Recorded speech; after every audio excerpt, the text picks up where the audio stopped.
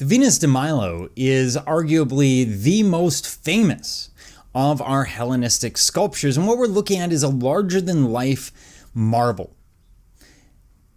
This piece shows a lot of development in the female form, or the use of the female form in art.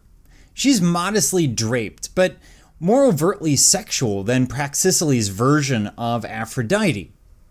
We see, for example, this strong S-curve running down the body. And if you were to look from the top, she actually seems to almost corkscrew in her body form. It makes it very, very dynamic. It draws the viewer in, and it intensifies any eroticism that was intended in the form. We also see the application of the ideal. In other words, there's a mathematical formula that can be applied to this. So we get that 1.618 to 1 ratio in the human form. And it's properly used from the navel to the top of the head. The application of math means that they're trying to idealize the form. They're trying to create something more perfect. Now, this is in stark contrast to what we see from the Aphrodite of Knidos, who is more of this fertility form, sort of capturing a woman in general form. It's beautiful, it's by Praxiteles, but the Venus de Milo takes it a little bit further. And it would have been terrifying to actually lose this, and we almost did. The Venus de Milo was found by the French in the early 19th century, late 18th century, on one of the Greek islands.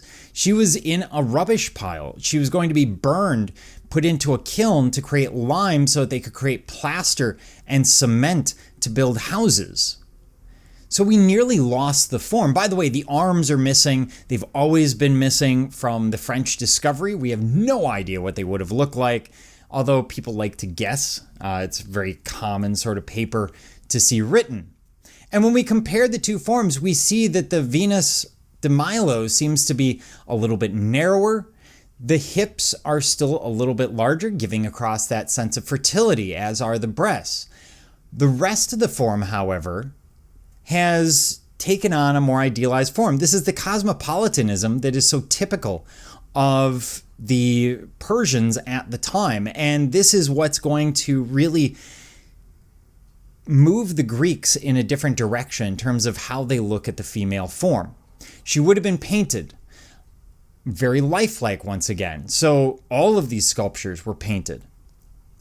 And what we get is this image of what would be a Hellenistic ideal woman to the Greeks, or in the Hellenistic world in general. We get a hairdo that looks like something you could do. You could copy that. We get a pose that has really been thought out. The composition is well thought out, well considered. We get a form that is really created to draw us in. It's not just here's Aphrodite as, for example, a home for the spirit coming into the temple. This is more than Aphrodite as simply a reminder of who she is. This is an attempt to capture really the idea of what it is to capture a goddess, which requires that idealism that hasn't been applied before to the female form.